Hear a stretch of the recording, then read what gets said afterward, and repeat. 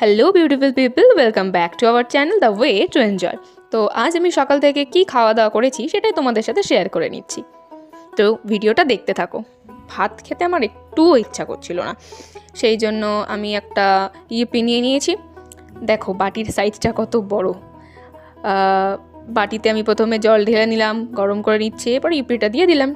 এরপর দেখো ইউপিটা হয়ে যাবে। এরপর আমি খেয়ে নিয়েছি ইউপিটা। আমাদের বাড়িতে আগের দিন দুপুরবেলা ফ্রায়েড রাইস আর সয়াবিনের তরকারি হয়েছিল, কিন্তু সয়াবিনের তরকারিটা একটু কম হয়েছিল আর ফ্রায়েড রাইসের পরিমাণটা অনেকটাই বেশি হয়েছিল, তাই পরের দিনও সেটা থেকে গেছিলো।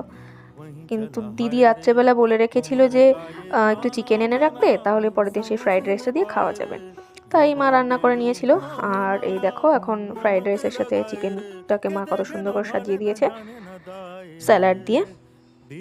এরপর সন্ধেবেলা আমি আর মা একটু বনগাঁয় গেছিলাম কেনাকাটা করার জন্য।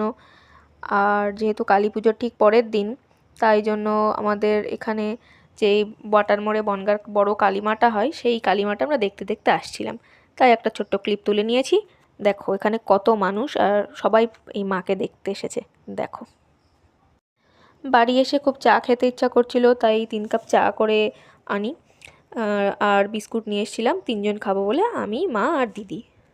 এরপর রাতে দুপুরের যেই চিকেনটা ছিল, সেই চিকেন একটুখানি ছিল, সেই চিকেনটা নিয়েছিলাম। আর মা রাতে আলু সেদ্ধ দিয়েছিল আর কচুর শাক ছিল দুপুরবেলা, তাই সেটা দিয়েই রাত্রেবেলা খেয়ে নিলাম। তো গাইজ, ভিডিওটা ভালো লাগলে অবশ্যই লাইক, কমেন্ট এবং শেয়ার করো। টাটা।